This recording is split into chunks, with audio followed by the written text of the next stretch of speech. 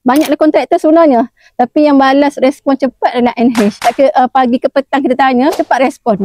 Mula-mula agak betul ke ni sebab orang muda kan.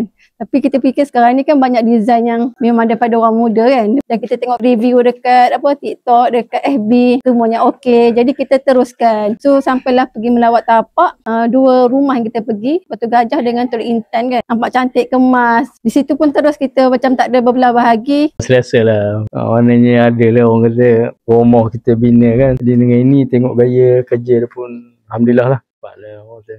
Siap. Okay, dengan tenaga dia pun ramai kan. Alhamdulillah, saya rasa sangat berbaloi. Kalau kita tanya kawan-kawan pun, nilai itu sangatlah sesuai. Sebab kalau ikut harga sekarang, market makin tinggi. Lepas tu kita pula banyak yang kita custom. Design pun cantik, rumah pun buat kemas. Cadang nak buat orang kata nilai bajet yang besar. Jadi kita kena ada satu syarikat yang betul-betul yang boleh uruskan semua. Daripada segi plan, lepas tu semua proses lah, wiring dia, air dia. Jadi bila ada satu syarikat yang betul-betul boleh buat kerja dengan baik, jadi kita pilihlah NH. Lepas tu Bumi Putra pula. Jadi untuk akan datang kalau orang nak buat rumah ke, boleh kita show kan. Jadi mungkin pilihan terbaik lah insyaAllah.